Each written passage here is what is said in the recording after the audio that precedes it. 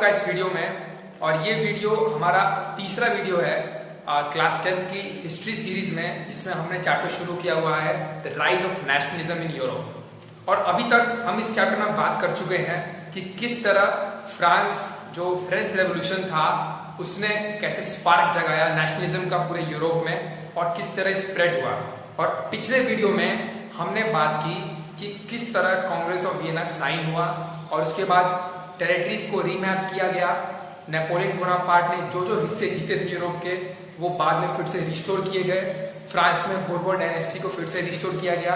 और कंजर्वेटिज्म का हमने थ्योरी पढ़ा पिछले लेक्चर में, जहां पर हमने देखा कि किस तरह कंजर्वेटिज्म जो है दोबारा सेटअप हुआ फ्रांस के अंदर और प्री नेपोलियन हिस्ट्री दोबारा रिस्टोर हो गई। अब हम बात करते हैं कंजर्वेटिज्म के स्टेबलाइजेशन के बाद, उसकी स्टेब्लिशमेंट के बाद फ्रांस में आगे क्या क्या चेंजेस किए गए। तो अब आगे हमारे पास आता है ये टॉपिक है द एज ऑफ रेवोल्यूशनरीज, जिसमें हम पीरियड शुरू करें कि 1848 से। तो इस टॉपिक में हम देखने जा रहे हैं ये वीडियो क्या क्या कवर करेगा। सबसे पहले हम ये बात करते हैं, तो this video covers the following topics. सबसे पहला टॉपिक जो ये वीडियो कवर करता है the rise of liberalism with revolutions in context to France and Greece. इन दो कंट्रीज के कॉन्टेक्स्ट में हम लोग लिबरलिज्म के राइज को पढ़ेंगे। लिबरलिज्म ये वर्ड आपको पिछले लेक्चर में मैंने एक्सप्लेन पहले कर चुका हूं मैं। इसमें लिबरलिज्म का मतलब होता है बीइंग फ्री, फ्री होने का मतलब क्या होता है। उसके बाद हम एक नया आइडिया, एक नई थ्योरी पढ़ने वाले हैं जिसका नाम है romanticism, the idea of romanticism. Romanticism क्या है वो हम इस वीडियो में देखेंगे। Economic hardships faced by Europe and revolts bye poor. अब जब ये एज ऑफ रेवोल्यूशनरी चल रहा था, तो उस वक्त जो यूरोप के लोग थे, जो यूरोप के फार्मर्स थे, वो किस तरह की आर्थिक स्थिति से गुजर रहे थे, उसकी हम यहाँ बात करेंगे। Revolts led by the middle class population. तो यहाँ पर हम पुअर के रिवोल्ट्स की बात की है पिछले वीडियो में, और यहाँ पर हम बात करेंगे मिडिल क्लास पॉपुलेशन का रिवोल्ट क्या था इस टाइम पर। तो अब हम अपने एज ऑफ रेवोल्यूशनरी टॉपिक को स्टार्ट करते हैं। तो इस टॉपिक में जो पहली बात आती है कि rise of liberalism with revolutions with context to France and Greece. अब इससे स्टार्ट करने से पहले मैं आपको बता दूं कि जब कंजर्वेटिज्म स्टैब्लिश हो गया यूरोप के अंदर, तो उस वक्त जो नेशनलिज्म का आइडिया है और जो लिबरलिज्म का आइडिया है वो क्रांतियों से स्टैब्लिश होने लगा, रेवोल्यूशंस। मतलब कि उस वक्त के जो लोग थे, उस वक्त के जो लीडर्स थे, जो चाहते थे कि कंजर्वेटिव रिजिम को किसी ना किसी तरह हटाया जाए। मैंने लास्ट में गुज़िर मेज़िनी की बात की थी, तो उनका मानना ये था कि अब नेशनलिज्म जो है उसका डायरेक्ट रिलेशन किससे है, रेवोल्यूशन से। मतलब जितनी क्रांतियां हम करेंगे उतना ज्यादा हमको नेशनलिज्म को स्टैब्लिश करने में हेल्प मिलेगा। तो ये सोच जो है उस वक्त के यूरोप में डेवलप होना शुरू हो गई थी। कब हुई थी? कंजर्वेटिव रिजीम के सेटअप होने के बाद। ये आप बात ध्यान रखिएगा। और जो लोग थे वो कौन से लोग थे जिनके अंदर फीलिंग पैदा हुई थी, तो कौन से लोग थे, कौन सा वर्ग था वो यूरोप की सोसाइटी का? तो वो थे basically middle class. The people at the forefront of this revolution were middle class people। वो मिडिल क्लास थे, मिडिल क्लास एलिट्स थी, जिसके अंदर कौन कौन से लोग आते थे? Professors, school teachers, clerks, members of the commercial classes. मतलब ये कुछ लोग थे, ये कुछ सोसाइटी के वो वर्ग थे जो कि इस रेवोल्यूशनरी का पार्ट थे। तो अब देखते हैं हम फ्रांस में जो कि फ्रांस की बैकग्राउंड अभी तक क्या थी कि नेपोलियन बोनापार्ट को हरा दिया गया था, बोर्बन डायनेस्टी का रीस्टैब्लिशमेंट, और फ्रांस के इर्द गिर्द, ज्योग्राफिकल फ्रांस के इर्द गिर्द ऐसी सोसाइटीज, ऐसी कंट्रीज का सेटअप कर दिया गया था ताकि फ्रांस दोबारा अपने आप को एक्सपेंशन ना कर सके। तो फ्रांस की इस वक्त हालात थी। तो अब देखते हैं कि फ्रांस में क्या हुआ। तो फ्रांस में एक फेमस रेवोल्यूशन हुआ जिसका नाम देते हैं हम लोग the famous revolution, July revolution बोलते हैं इसको, द फेमस जुलाई रेवोल्यूशन, जो कि 1830 में हुआ। 1830 में द फेमस जुलाई रेवोल्यूशन हुआ, और इस रेवोल्यूशन से पहले बोर्बन डायनेस्टी यहाँ पर स्थित थी। तो सबसे पहला काम क्या किया गया इस रेवोल्यूशन के तहत? सबसे पहले जो बोर्बन डायनेस्टी थी उसको डिपोज कर दिया गया, मतलब उसको अपने जगह से हटा दिया गया, और उसकी जगह यह है लुइस फिलिप। लुइस फिलिप को थ्रोन पे बैठाया गया। तो जिस तरह आपको पता है कि फ्रांस सारी क्रांतियों का सेंटर स्टेज रहा है, जो भी चीज फ्रांस में शुरू होती है वो धीरे धीरे पूरे यूरोप में आग की तरफ फैल जाती है। तो यही बात मेटरनिच, पिछले वीडियो में बताया था आपको मेटरनिच कौन है, ड्यूक थे ऑस्ट्रिया के चांसलर थे ये ड्यूक मेटरनिच। तो इन्होंने बड़ा अच्छा कमेंट किया था लुइस फिलिप के ऊपर। इन्होंने कहा था कि व्हेन फ्रांस स्नीजेस, मतलब जब फ्रांस छींकता है, the rest of the Europe catches cold, मतलब बाकी पूरा जो यूरोप है उसको भी सर्दी हो जाती है।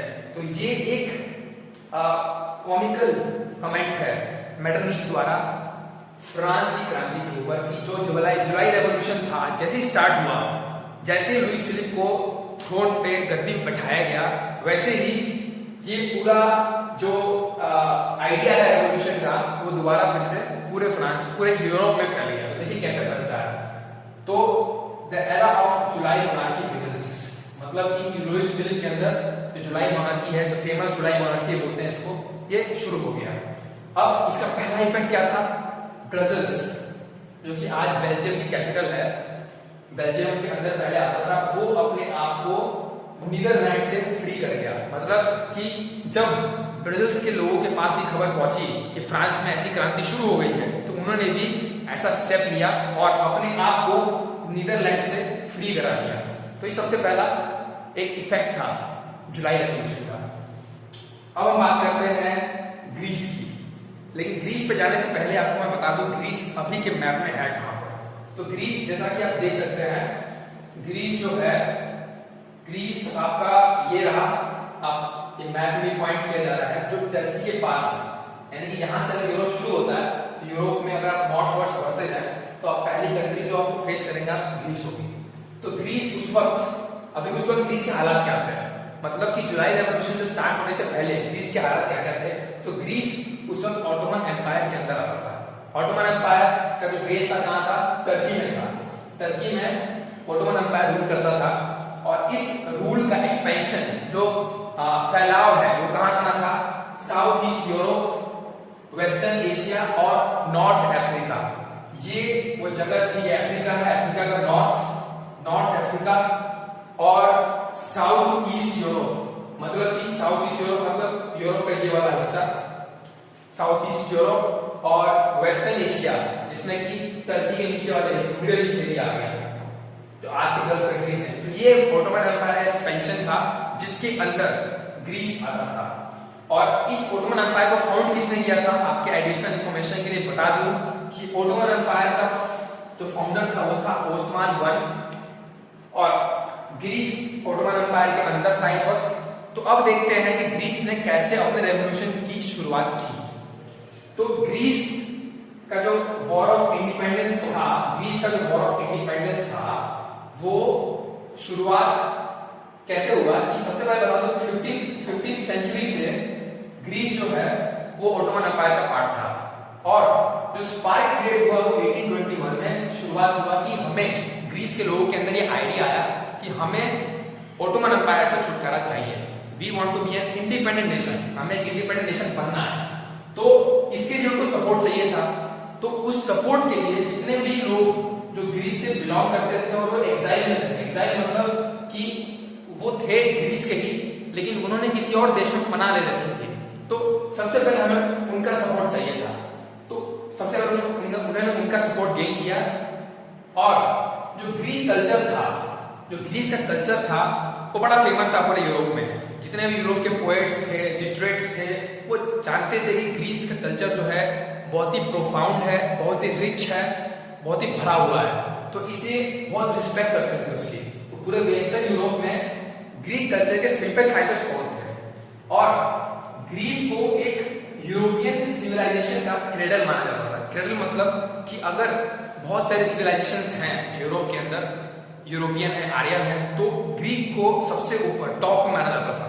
तो इसलिए अगर वो चाहते थे कि मुस्लिम एम्पायर से अगर ग्रीस छुटकारा पाना चाहता है तो हमें सब उसको उनका सपोर्ट करना चाहिए। तो इसलिए यूरोपियन लोगों का साथ मिला ग्रीस को। तो इसी तरह आपके बुक में लॉर्ड बायरन है, इसका एग्जांपल दिया हुआ है किस तरह ये एक पोएट थे और इन्होंने फंड इकट्ठा किया ग्रीस वॉर ऑफ इंडिपेंडेंस के लिए, और वॉर में लड़ते लड़ते इनका देहांत हो गया था फीवर की वजह से 1824 में। तो ये बात आपको याद होनी चाहिए कि लॉर्ड बायरन कौन थे और इनका क्या योगदान रहा था ग्रीक वॉर ऑफ इंडिपेंडेंस में। और जो ग्रीस था, ग्रीस अपने आप को छुटकारा पाया ऑटोमन एम्पायर से। वो कौन सा ट्रीटी था? उसका नाम है ट्रीटी ऑफ कॉन्स्टेंटिनोपल। अब कॉन्स्टेंटिनोपल क्या है? कॉन्स्टेंटिनोपल एक पुराना नाम है आज के इस्तांबुल का। इस्तांबुल, आपको मैं पहले बता दूं कि इस्तांबुल क्या है। आज का जो टर्की है, आज की टर्की का कैपिटल है इस्तांबुल। इस्तांबुल, ये है इस्तांबुल। तो इस्तांबुल आज टर्की का कैपिटल है। तो इसका पुराना नाम क्या था? इसका पुराना नाम था कॉन्स्टेंटिनोपल। तो ये जो कॉन्स्टेंटिनोपल था, तो कॉन्स्टेंटिनोपल की जो ट्रीटी थी वो 1832 में साइन हुई, जिसने ग्रीस को एक इंडिपेंडेंट नेशन की तरह रिकॉग्नाइज किया था। तो ये था ग्रीक वॉर ऑफ इंडिपेंडेंस, जिसमें कि हमने देखा किस तरह ऑटोमन एम्पायर का पार्ट था। ऑटोमन एम्पायर किस तरह ट्रीटी ऑफ कॉन्स्टेंटिनोपल तक जाकर ग्रीस ने अपने आप को ऑटोमन एम्पायर से छुटकारा पाया। अब हम आगे बात करेंगे जो आइडिया है हमारा रोमांटिसिज्म का।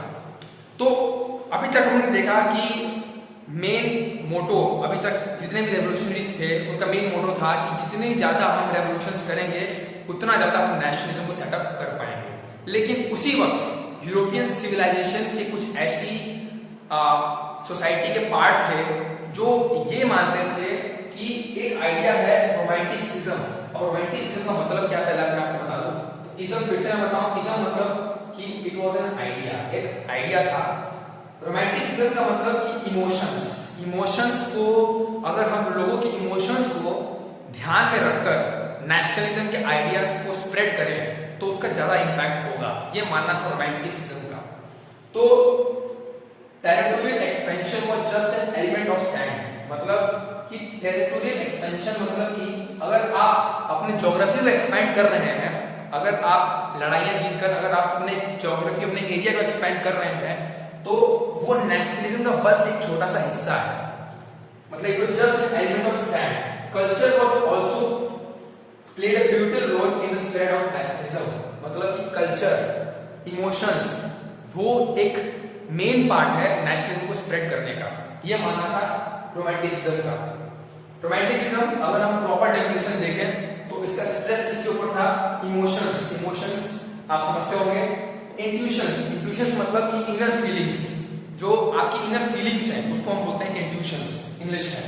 और कॉमन कल्चर ऑफ पास्ट, मतलब कि पास्ट में आपके जो पूर्वज रहे हैं वो कौन से कल्चर फॉलो करते थे, आप कौन सा कल्चर फॉलो कर रहे हैं। तो ये एक कॉमन ब्रदरहुड, एक कॉमन फ्रेटर्निटी का एक बेसिक एग्जांपल था जिसको रोमांटिसिज्म बहुत स्ट्रेस करता था।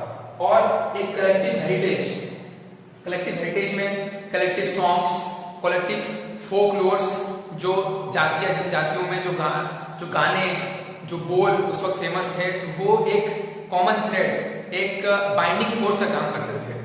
और glorification, they defied the glorification of reason and science.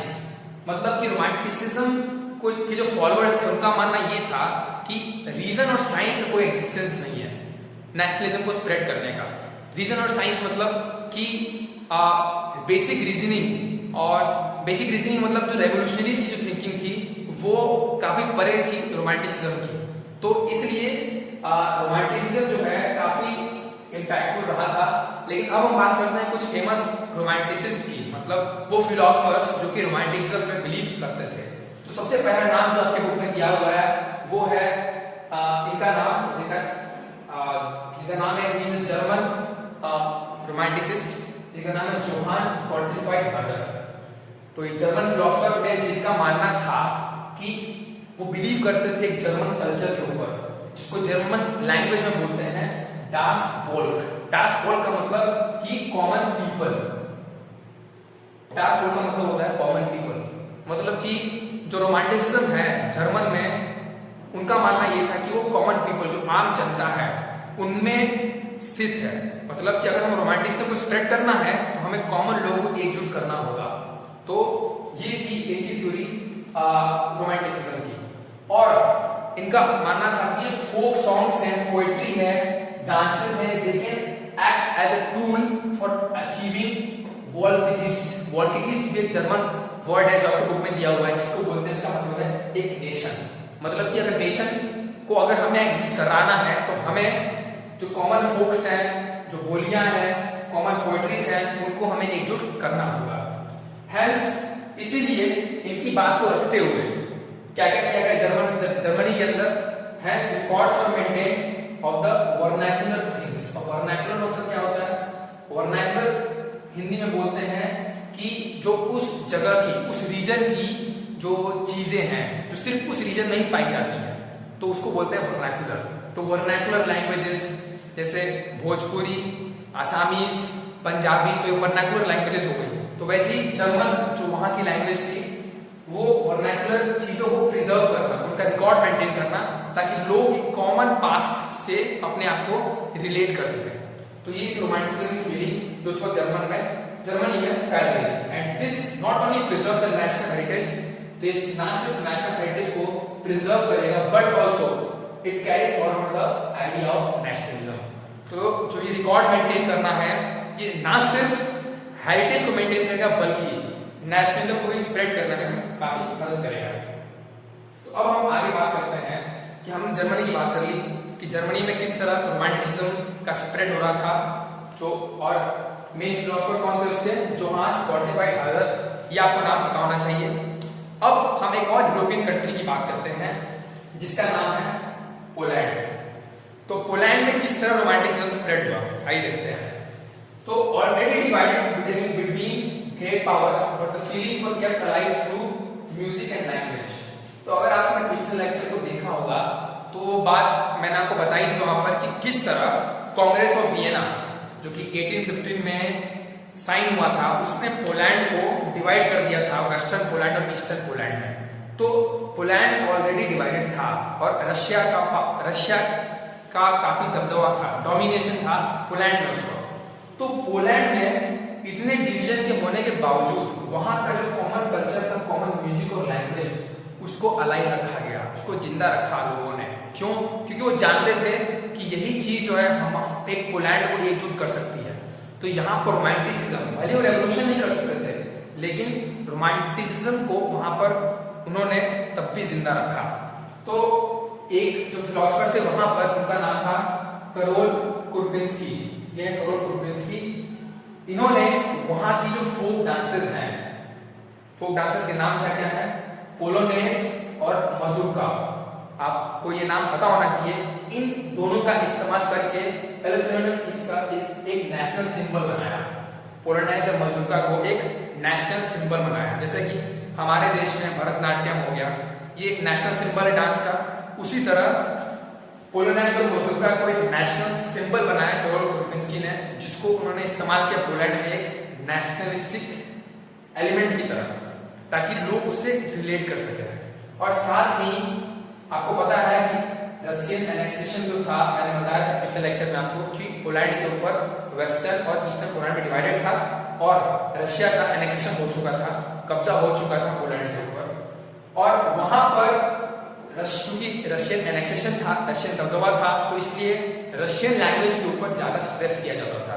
मतलब रशियन की जो सरकार थी रशिया की, वो बोलती थी कि आप सिर्फ रशियन लैंग्वेज का इस्तेमाल करेंगे। लेकिन 1831 में एक रिवोल्ट हुआ इस चीज के खिलाफ, जिसको क्रश कर दिया गया, रशिया ने क्रश कर दिया उसको स्प्रेड होने से रोक दिया उस रिवोल्ट को। बट लेकिन जो क्लेंजिस थे, मतलब कि जो चर्च में काम करने वाले लोग हैं, उन्होंने क्या किया कि पॉलिश लैंग्वेज, जो कि पोलैंड की नेशनल लैंग्वेज है, उसको जिंदा रखा चर्च में। मतलब कि चर्च के अंदर जो भी काम होता था वो पॉलिश में होता था, पॉलिश लैंग्वेज में ही, पॉलिश लैंग्वेज का इस्तेमाल करके ही चर्च की सारी डीलिंग्स की जाती थी, ताकि पॉलिश लैंग्वेज जो है वो अलाइव रहे। और ये एक रेसिस्टेंस का इस्तेमाल करते थे पॉलिश लैंग्वेज को यूज करके। मतलब कि अगर रशियन वाले बोल रहे हैं कि आपको रशियन लैंग्वेज बोलना है, तो वो अगर रेवोल्यूशन नहीं कर सकते हैं तो उन्होंने पॉलिश लैंग्वेज का एक रेसिस्टेंस की तरह इस्तेमाल किया ताकि वो रशिया को रेसिस्ट कर सके। और मैनी ऑफ द क्लर्जीज, इसी की वजह से, इस रेसिस्टेंस की वजह से बहुत सारे क्लर्जीज को गिरफ्तार किया गया और साइबेरिया के जेल में डाल दिया गया। रशिया ने साइबेरिया के जेल में इनको कैद करके रखा था। तो ये था पोलैंड का रेवोल्यूशन। और पोलैंड में आपने देखा कि किस तरह रोमांटिसिज्म स्प्रेड हुआ। तो अब हम बात करते हैं उस वक्त की यूरोपियन सोसाइटीज के बारे में। तो यूरोपियन सोसाइटी की जो इकोनॉमिक हार्डशिप है, उस वक्त जब ये रेवोल्यूशन स्प्रेड हो रहा था तो एक बहुत ही इकोनॉमिक हार्डशिप के थ्रू पूरा यूरोप गुजर रहा था। तो उसकी तरफ हम जरा ध्यान देते हैं। तो first half of 19th century, मतलब कि 1850 से लेके 1900 तक की बात है ये। तो first half of 19th century में जो है यूरोप की पॉपुलेशन इंक्रीज हो रही थी। वहां पर जो पॉपुलेशन है वो रफ्तार से बढ़ती जा रही थी। तो इसके क्या क्या कारण, क्या क्या इफेक्ट्स हुए, कॉन्सिक्वेंसेस क्या क्या थे। तो पहली बात तो वहां पर जॉब्स, नौकरियां कम थी और रूरल एरिया से अर्बन एरिया में माइग्रेशन बहुत ज्यादा था, जैसा कि आजकल हम अपने भारत में देखते हैं। तो वहां पर बेसिक कारण ये था कि रूरल एरियाज में जॉब्स थी नहीं, तो इसलिए लोग जॉब लेने के लिए वो रूरल एरिया से अर्बन एरिया में माइग्रेट करते थे। लेकिन जॉब्स की भी कमी थी उस वक्त, क्योंकि इंडस्ट्रियलाइजेशन पूरे यूरोप में उस वक्त नहीं फैला था ताकि सबको जॉब्स दिए जा सके। तो इसलिए जो स्मॉल प्रोड्यूसर्स थे वहां पर अर्बन एरियाज में, उनको प्रॉब्लम फेस करना पड़ता था। कैसे? क्योंकि उस वक्त जो इंपोर्ट्स थे, बाहर से जो चीजें आती थी वो काफी प्रेवलेंट थी। तो इसलिए वो, जैसे इंग्लैंड है, इंग्लैंड को सबको बता दो सबसे पहले जो देश था यूरोप का जिसमें इंडस्ट्रियलाइजेशन सेटअप हुआ वो इंग्लैंड था। तो इसलिए इंग्लैंड में इंडस्ट्रियलाइजेशन हुआ तो जितनी भी टेक्सटाइल चीजें थी वो मशीन के थ्रू बनती थी, तो उनका दाम सस्ता होता था। तो इसलिए वो कहीं पर भी एक्सपोर्ट होके जाती थी तो वहां पर सस्ते दाम में बिकती थी। तो वहां की जो नेटिव पॉपुलेशन थी, नेटिव प्रोड्यूसर्स थे, नेटिव टेक्सटाइल मेकर्स थे, उनको कंपटीशन फेस करना पड़ता था। तो इसलिए वो कंपटीशन नहीं कर पाते थे। तो इसलिए जो स्मॉल प्रोड्यूसर्स थे उनको बहुत प्रॉब्लम फेस करनी पड़ती थी, कंपटीशन फेस करना पड़ता था, मार्केट का कंपटीशन। तो इसलिए ये स्मॉल प्रोड्यूसर्स की प्रॉब्लम थी। वही जो पीजेंट्स हैं, जो फार्मर्स हैं, they face the problem of views and obligation problem from under the aristocrats. जो उस वक्त की हाई क्लास सोसाइटी थी, उनका दबदबा था सारे पीजेंट्स के ऊपर। और एक और बात यह है कि उस वक्त भूखमरी फैल गई थी, एक बैड हार्वेस्ट था, जो क्रॉप का प्रोडक्शन था वो अच्छा नहीं था। तो इसलिए वाइड पॉपुलिज्म, पॉपुलिज्म एक इंग्लिश वर्ड है, इसका मतलब है पुअर। तो जो पॉवर्टी है वो ऑन द राइज थी, पॉवर्टी जो पॉवर्टी है वो बढ़ती जा रही थी। तो ये कुछ इकोनॉमिक हार्डशिप्स है जो उस वक्त की जो यूरोपियन सोसाइटी है फेस कर रही थी। और आगे देखते हैं कि जो साल था हमारा 1848 यूरोप के लिए बहुत ही खराब था। यूरोप के लिए बहुत ही खराब साल था 1848। क्यों? पॉइंट्स हैं, जैसे hello broke upon the people of Europe. तो बहुत ही बुरी कंडीशन थी उस वक्त यूरोप की 1848 में। क्यों? क्योंकि अनएम्प्लॉयमेंट बहुत ज्यादा था उस वक्त, फूड शॉर्टेजेस बहुत थे उस वक्त, और पीपल जो है वो सड़कों पे आ गए थे उस वक्त। मतलब अगर लोगों को खाना नहीं मिल रहा है, कोई एम्प्लॉयमेंट नहीं मिल रही है, तो ऑब्वियस ही बात में गुस्सा हो जाएंगे। तो इसी गुस्से की वजह से वो सड़कों पर आ गए। और जो उस वक्त का मोनार्क था लुईस फिलिप, जिसकी मैंने बात की इस लेक्चर के स्टार्टिंग में, उसको जो है भगा दिया गया। पहले बात यही थी कि अगर वो देश को संभाल नहीं पा रहा है तो उसको भगाना ही अच्छा रहेगा, इसलिए लुईस फिलिप को भगा दिया गया। और नेशनल असेंबली जो थी उस वक्त, उसने एक रिपब्लिक घोषित कर दिया कि France is now a republic. और उस वक्त जो यूएफ ग्रांटेड टू, यूएफ मतलब यूनिवर्सल एडल्ट फ्रेंचाइज, फिर से लिख दूंगा आपके लिए, यूनिवर्सल एडल्ट फ्रेंचाइज।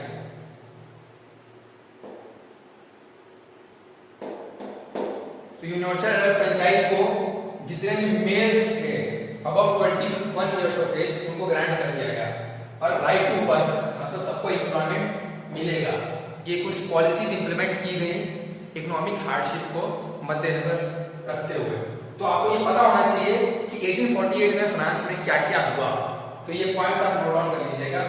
और साथ में ही नेशनल वर्कशॉप्स जो है उसको स्टैब्लिश किया गया ताकि लोगों को एम्प्लॉयबल बनाया जाए, मतलब उनमें स्किल क्रिएट की जाए ताकि वो एम्प्लॉयबल हो सके, उनको एम्प्लॉयमेंट दे दी जा सके। और अब हम बात करते हैं कि आपके बुक में एक जगह का नाम दिया हुआ है सिलेसिया का। तो उस वक्त जब फ्रांस में लुइस फिलिप को भगा दिया गया तो वहां पर आपकी बुक में एक जर्नलिस्ट है विलियम वुल्फ, उसका एक रिपोर्ट है जिसको आपके बुक में दिया गया है कि किस तरह जो टेक्सटाइल वर्कर्स थे वहां के उन्होंने किस तरह प्रोटेस्ट किया अपने कॉन्ट्रैक्टर्स की तरफ। तो 1845 में ये रिवोल्ट हुआ था। इन 1845 viewers in the village revolted against the contractors who supplied the raw material, मतलब जो भी कॉन्ट्रैक्टर्स थे जो रॉ मटेरियल प्रोवाइड करते थे इन वीवर्स को बुनने के लिए, तो उनके खिलाफ 1845 में रिवोल्ट हुआ। तो उस रिवोल्ट का एक बड़े अच्छे तरीके से इस जर्नलिस्ट ने लिखा हुआ है, जरा इसको पढ़ते हैं हम लोग कि इन दीज विलेजेस जहां पर देयर वर अराउंड 80,000 इनहैबिटेंट्स, मतलब 80,000 लोग वहां रहते थे इस विलेजेस में, सिलेसिया की बात है। Cotton weaving is the most wide spread occupation, मतलब cotton weaving was the most wide spread, बहुत ही कॉमन ऑक्यूपेशन था उस वक्त। The misery of the workers is extreme, मतलब कि वहां की जो वर्कर्स हैं उनको बहुत ज्यादा प्रॉब्लम फेस करनी पड़ती है उस वक्त। The desperate need for jobs has been taken advantage of by the contractors, मतलब उनकी मजबूरी का फायदा उठाया गया किसके द्वारा, कॉन्ट्रैक्टर्स के द्वारा। To reduce the prices of the goods they order, मतलब कि जो ये लोग सामान बनाते हैं वीवर्स, उनकी जो प्राइस है उसको कम कर दिया गया, किसके द्वारा, इन कॉन्ट्रैक्टर्स के द्वारा। सो ऑन जून 4, मतलब ये उस वक्त सिचुएशन की वर्कर्स की, तो इसे कॉन्सिक्वेंस देखिए क्या होगा कि on June 4 at 2 PM a large crowd of weavers emerged from their homes and they marched in pairs up to the mansion of their contractor, मतलब कि जो वीविंग के कॉन्ट्रैक्टर्स थे उनके घर की तरफ मार्च करना शुरू कर दिया इतने तारीख को इस टाइम पर, डिमांडिंग हाई वेजेस, मतलब कि अपने काम के लिए जो वेतन है वो ज्यादा वेतन चाहिए। They were treated with scorn and threats alternatively, उनको डराया धमकाया गया। Following this, a group of men forced their way into the house and smashed its elegant window panes, furniture, broken। तो जो वर्कर्स थे गुस्सा होके इनके घरों में घुस गए जो कॉन्ट्रैक्टर्स थे, और वहां पर जाकर इन्होंने जितने भी विंडो पेन्स थी मतलब तोड़फोड़ मचा दिया वहां पर। Another group broke into the storehouse and plundered off the supplies of cloth which they tore to shreds, मतलब कि उन्होंने जितने भी स्टोर हाउस में स्टोर करके कपड़े रखे थे जो उनकी कलेक्शन थी, मतलब जो वीवर्स से बना रखी थी उसको खत्म कर दिया। The contractor fled with his family to a neighbor village which however refused to shelter such a person, मतलब कॉन्ट्रैक्टर डर के पास वाले विलेज में चला गया लेकिन वहां पर भी उसको पनाह नहीं मिली। क्यों? क्योंकि वो एक्सेप्टेंस नहीं था उनका, जिस तरह से उनका काम था, जिस तरह से उनका रवैया था, उसका एक्सेप्टेंस कहीं नहीं था। He returned 24 hours later having requisitioned the army, मतलब requisition का मतलब ये होता है कि उसने आर्मी को तैनात कर दिया था, मतलब अपने साथ आर्मी लेकर आया। In the exchange that followed 11 weavers were shot, और जब आर्मी आई तो वीवर्स को गोली मार के भगा दिया गया। तो ये एक डिस्क्रिप्शन है जो बुक में दिया गया है, आप इसको पढ़िएगा और अपने आप समझने की कोशिश करिएगा। और अब हम आगे बढ़ते हैं कि अब हमने बात कर ली कि इकोनॉमिक हार्डशिप थी, किस तरह पुअर रिवोल्ट कर रहे थे, किस तरह वीवर्स का रिवोल्ट था। अब हम बात करते हैं सोसाइटी के उस वर्ग की, मिडिल क्लास, जो इंडस्ट्रियल वर्कर्स थे, जिसके बारे में हमने पिछले लेक्चर में बात की थी कि किस तरह इंग्लैंड में इंडस्ट्रियल रेवोल्यूशन हुआ, इंडस्ट्रीज का सेटअप हुआ और वहां पर जो कुछ पीजेंट्स थे, स्मॉल वर्कर्स थे, वो अपना काम छोड़ के इंडस्ट्री ज्वाइन कर गए और इंडस्ट्री ज्वाइन करने के बाद इंडस्ट्रियल वर्कर बन गए और एक नए ग्रुप को ज्वाइन कर लिया, इसको बोलते हैं मिडिल क्लास। तो मिडिल क्लास ने इस रेवोल्यूशन में कैसे पार्ट लिया? तो सबसे पहले ये था कि वो उनका गुस्सा इस बात से था कि जो यूनिवर्सल एडल्ट फ्रेंचाइज है उसको उन्होंने खारिज कर दिया था मोनार्क्स ने। तो सबसे पहले तो उनका गुस्सा ये था इस बात पे, मिडिल क्लास का। और जितने भी जर्मन सोसाइटीज हैं, इटली की सोसाइटी है, पोलैंड है, ऑस्ट्रिया हंगरी एम्पायर है, वहां पर इन मिडिल क्लास वालों ने क्या किया, उन्होंने सोचा कि अगर हम कॉन्स्टिट्यूशन को सेटअप करते हैं, अगर हम कॉन्स्टिट्यूशनलिज्म को सेटअप करते हैं तो नेशनल यूनिफिकेशन अपने आप हो जाएगा। मतलब कि मिडिल क्लास लोगों ने एक आइडिया को रखा कि हमें एक कॉन्स्टिट्यूशन लाना है ताकि पार्लियामेंट्री वे में हम नेशनल यूनिफिकेशन गेन कर सकें। तो इसलिए कुछ पार्लियामेंट्री प्रिंसिपल्स का सेटअप हुआ, जैसे एक कॉन्स्टिट्यूशन को लाया जाए, फ्रीडम ऑफ द प्रेस रखा जाए और फ्रीडम ऑफ एसोसिएशन। अब जरा ये मैं वर्ड्स को समझा दूं कि जो ये मिडिल क्लास थे वो चाहते थे कि अगर हम कॉन्स्टिट्यूशन सेटअप करें, एक संविधान लाएं, तो नेशनल यूनिफिकेशन हम गेन कर सकते हैं, प्रेस का फ्रीडम रहे, पत्रकारों को एक पूरी खुली छूट मिले कि वो कुछ भी लिख सकते हैं, वो क्रिटिसिज्म करें, डिसेंट अलाउड रहे। डिसेंट, जो डिसेंट वर्ड है आप अपने आंसर में यूज कर सकते हैं, डिसेंट। डिसेंट मतलब क्रिटिसिज्म, तो डिसेंट अलाउड रहे। और फ्रीडम ऑफ एसोसिएशन रहे, मतलब आप अपनी एसोसिएशन बनाइए, कोई पार्टी बनाइए। अगर आप टीचर हैं तो टीचर्स का अपना खुद का एसोसिएशन संगठन हो सकता है, उसके लिए पूरी फ्रीडम रहे। तो ऐसा था मिडिल क्लास का मानना। तो अब ये जो मिडिल क्लास है इसका परफेक्ट एग्जांपल है जर्मनी में, कि जर्मनी में कैसे एक लहर जगी यूनिफिकेशन की इन आइडियाज को इस्तेमाल करके, constitutionalism, parliamentary form of government, मतलब ये जो वर्ड्स हैं, ये जो आइडियाज हैं, किस तरह इंप्लीमेंटेशन में आए। तो उसका एक परफेक्ट एग्जांपल है Germany. Germany it is the initiation of constitutionalism, मतलब कि कॉन्स्टिट्यूशनलिज्म का जो शुरुआत है, इंस्टीट्यूशनलिज्म है, वो कहाँ हुआ?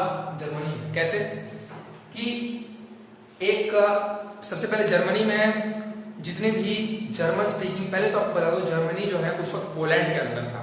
उस वक्त उस टाइम में पोलैंड एक बड़ा एम्पायर था जिसके अंदर कुछ ऐसी जनसंख्या थी जो जर्मन बोलती थी। तो वो अपने आप को एक एसोसिएशन उन्होंने बना लिया जिनको बोलते थे जर्मनी एज अ स्टेट। तो वहां पर उन्होंने सबसे पहले एक जर्मन नेशनल असेंबली का इलेक्शन हुआ। कहां पर? जर्मनी में। सबसे पहले एक एसोसिएशन हुई और ये एसोसिएशन की मीटिंग हुई कहां पर? फ्रैंकफर्ट में। तो फ्रैंकफर्ट जर्मनी में जगह है, वहां पर एक असेंबली हुई और ये असेंबली का जगह है वो कहां था? 18 मई ऑफ 1848। ये टाइम था, डेट था 18 मई ऑफ 1848। कहां पर ये मीटिंग हुई? फ्रैंकफर्ट के चर्च में। चर्च का नाम है चर्च सेंट पॉल, जिसको आगे जाके फ्रैंकफर्ट पार्लियामेंट के नाम से भी जाना जाता है इस चर्च को। और यहाँ पर कुल 831 इलेक्टेड रिप्रेजेंटेटिव्स जो हैं शामिल हुए थे। तो मैं आपको पहले बता दें, इलेक्शन हुई उसमें 831 लोगों को, रिप्रेजेंटेटिव्स को इलेक्ट किया गया। और ये कहाँ इनकी मीटिंग हुई? फ्रैंकफर्ट पार्लियामेंट में, जो कौन सी जगह है? Church of Saint Paul. Date है 18 मई ऑफ 1848, आपको पता होना चाहिए। तो इसमें क्या डिसीजन लिया गया यहाँ पर इस मीटिंग में? इस मीटिंग में डिसीजन ये था कि हम एक मोनार्क को बैठाएंगे। नो डाउट मोनार्की चलेगी, लेकिन दैट मोनार्की, वो उस मोनार्की को कंट्रोल करेगा एक पार्लियामेंट। मतलब एक पार्लियामेंट के इलेक्शन के थ्रू एक इस मोनार्की को कंट्रोल किया जाएगा, ये डिसीजन लिया गया। और एक डिसीजन में जो उस वक्त की रशिया के जो राजा थे, इसका नाम था सर फ्रेडरिक विलियम फोर्थ, इनको मोनार्क सेटअप किया गया, इनको मोनार्क बनाया गया। अब ये मोनार्क अगर बनते तो इनको पार्लियामेंट की डिसीजन के थ्रू चलना पड़ता है, मतलब कि इनको पार्लियामेंट के पैरेलल चलना पड़ता है। मतलब जो भी पार्लियामेंट डिसीजन होते हैं उनको ये फॉलो करना पड़ता है। तो ये कुछ कंडीशंस थी मोनार्क के ऊपर। लेकिन फ्रेडरिक विलियम, जो बाकी मोनार्क्स थे रशिया के, जो खुश नहीं थे इस डिसीजन से, उनको ज्वाइन किया उन्होंने और उनको बोला कि नहीं, मैं ऐसा मोनार्क नहीं बन सकता जो कि एक पार्लियामेंट से एसोसिएटेड हो। तो इसलिए एरिस्टोक्रेसी और मिलिट्री का इस्तेमाल करके वो जो पार्लियामेंट है उसको स्थगित कर दिया गया। मतलब इलेक्टेड असेंबली है उसको तहस नहस कर दिया उन्होंने और the convene assembly consisted of middle class in majority hence इस असेंबली की एक और दिक्कत ये थी, जो ये 831 इलेक्टेड मेंबर्स थे वो बेसिकली मिडिल क्लास लोग थे, मतलब 831 रिप्रेजेंटेटिव्स में मेनली मिडिल क्लास लोग बिलोंग करते थे। तो इसलिए जो छोटे वर्ग के लोग थे जैसे वर्कर्स और आर्टिजन्स, पहले बता दो आर्टिजन्स क्या होता है। आर्टिजन्स का मतलब ये होता है आर्टिजन्स जैसे तो कारपेंटर हो गए, लोहार हो गए, ब्लैकस्मिथ्स हो गए, उनको बोलते हैं आर्टिजन्स। तो उनका रिप्रेजेंटेशन नहीं था यहाँ पर इस असेंबली के अंदर, तो इसलिए एक तो असेंबली इनकम्प्लीट थी और जो फ्रेडरिक विलियम फोर्थ वो नाखुश थे कि उनकी मोनार्की पार्लियामेंट के थ्रू कंट्रोल होगी। तो इसलिए ये जो कॉन्स्टिट्यूशनलिज्म का पहला स्टेप था वो खत्म हो गया, तहस नहस हो गया।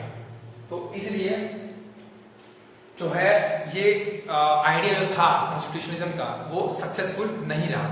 लेकिन इसके आगे की जो जर्नी थी जर्मनी की वो हम आगे अगले लेक्चर में डिस्कस करेंगे। उससे पहले हम बात करते हैं कि औरतों की, विमेन की बात करते हैं यहाँ पर। तो यहाँ पर अगर ये है चर्च ऑफ सेंट पॉल, जहां पर जो पार्लियामेंट है वो कन्वीन हुई थी। अगर हम इसको ध्यान से देखें तो ये जो वर्ग है यहाँ पर जो बैठा हुआ है इस एरिया में, यहाँ पर ये सारी विमेन है। तो इन विमेन को बस एक ऑब्जर्वर के थ्रू यहाँ पर इलेक्ट नहीं, यहाँ पर बस रखा गया था कि वो बस एक ऑब्जर्वर के थ्रू बैठे यहाँ पर। मतलब ना ही इनको इलेक्शन का मौका मिला, ना इनको इलेक्टेड होने का मौका मिला, और ना इनको कोई भी राइट था कि वो यहाँ पर अपने आइडियाज को प्रेजेंट कर सके। तो बस एक ऑब्जर्वर के थ्रू यहाँ पर उनको रखा गया था। तो इसलिए despite women participation in liberal movement of the liberals, मतलब कि वुमेन पार्टिसिपेशन था, मतलब जो रेवोल्यूशंस होते थे उनमें वुमेन पार्टिसिपेट करती थी, लेकिन इनको कोई भी वोटिंग राइट्स, कोई भी गेटिंग इलेक्टेड राइट्स और कोई भी right to say something in the assembly कुछ नहीं था इनके पास। तो इसलिए women continue their struggle for their own space. और फ्रैंकफर्ट पार्लियामेंट में जैसे कि आप देख सकते हैं यहाँ पर they were just as observers. और विमेन राइट्स को एक्सप्लेन करने के लिए हम एक सेपरेट वीडियो बनाएंगे इसके ऊपर, जिसके लिए आप उसको जरूर देखिएगा, जिसमें हम विमेन राइट्स के बारे में बात करेंगे कि विमेन राइट्स कैसे स्प्रेड हुआ पूरे यूरोप में। अब हम आगे बात करते हैं, अब हम कंक्लूजन पे आते हैं इस वीडियो के, जिसमें आपको बता दूं कि 1848 के जो रिवोल्ट्स थे उनको सप्रेस कर दिया, नो डाउट। मोनार्क्स ने जब जर्मनी में देखा कि किस तरह अगर कॉन्स्टिट्यूशनिज्म की फीलिंग को बढ़ावा मिला तो वहीं पर आर्मी और अरिस्टोक्रेसी का इस्तेमाल करके उस फीलिंग को दबा दिया गया। तो वैसे ही मोनार्क्स ने इस बार भी रेवोल्यूशंस को फिर से स्थगित कर दिया, जिस तरह 1815 में किया था। तो दोबारा ये रेवोल्यूशन 2.0 भी जो है, जो रेवोल्यूशन इसको 2.0 भी बोल सकते हैं यूरोप का, और फिर से यहाँ पर एक अनसक्सेसफुल जर्नी रही रेवोल्यूशन 2.0 की। तो इसलिए, लेकिन इस वक्त मोनार्क समझ चुके थे कि फिर से मोनार्की सेटअप करना, रिस्टोर करना, फिर से रेवोल्यूशन, फिर से मोनार्की सेटअप, फिर से रेवोल्यूशन, तो इस साइकिल है उसको रोकना पड़ेगा, उसको रोकना चाहिए हमें। यहाँ पर कुछ मोनार्क समझ चुके थे, तो इसलिए कुछ कंसेशंस प्रोवाइड किए गए, मतलब कुछ चेंजेस लाए गए। अभी चेंजेस क्या क्या थे कि after 1848 autocratic monarchs brought the pre 1815 changes. अब 1815 चेंजेस का मतलब क्या हुआ कि कांग्रेस होने से पहले, मतलब नेपोलियन ने जो भी कुछ थोड़ा बहुत इंप्लीमेंट किया था, कुछ आइडियाज लेकर आए थे नेपोलियन ने, उसको दोबारा रिस्टोर किया गया, दोबारा वापस यूरोपियन सोसाइटी में कुछ इंप्लीमेंटेशन किया गया इसका। जैसे कि सर्फडॉम, बॉन्डेड लेबर, इसको एबॉलिश कर दिया। और ये बेसिकली एबॉलिश कहाँ किया गया था? हैब्सबर्ग डोमिनियंस में, जहां पर हैब्सबर्ग एम्पायर रूल करता था। और रशिया में, मतलब दो जगह थी जहां पर सर्फडम और बॉन्डेड लेबर तब भी प्रेवलेंट था। आपको मैंने पिछले लेक्चर बताया था कि 1815 में सर्फडम और बॉन्डेड लेबर को कुछ हद तक कम कर दिया गया था, लेकिन हैब्सबर्ग एम्पायर में और रशिया में तब भी चल रहा था, तो वहां पर इसको डिस्ट्रॉय कर दिया गया। और दूसरा कि जितने भी हंगरी के लोग थे 1867 में, उनको थोड़ा बहुत ऑटोनॉमी प्रोवाइड किया गया, मतलब उनको थोड़ी बहुत फ्रीडम दी गई। तो ये कुछ चेंजेस थे जो कि किए गए, मोनार्की ने इसको इम्प्लीमेंट किया ताकि जो ये दोबारा रेवोल्यूशंस और मोनार्की का जो रिस्टोरेशन है उस साइकिल को रोका जा सके। तो अब हम आ गए हैं इस वीडियो के एंडिंग पे, और इस वीडियो में हमने काफी कुछ कवर किया कि रेवोल्यूशन कैसे स्प्रेड हुआ। और आप इस वीडियो को देखिए ताकि आप जो अगली वीडियो हमारी इसमें हम बात करेंगे यूनिफिकेशन ऑफ जर्मनी और इटली, ताकि आप उसको अच्छे से समझ सके, क्योंकि ये वीडियो काफी रिलेटेड है हमारे अगले वीडियो से। तो इसलिए आप इसको ध्यान से देखिए और जो आपकी एनसीईआरटी बुक है उसको भी साथ में लेकर आप उसको रीड करें ताकि आप अच्छे से समझ सकें। Thank you.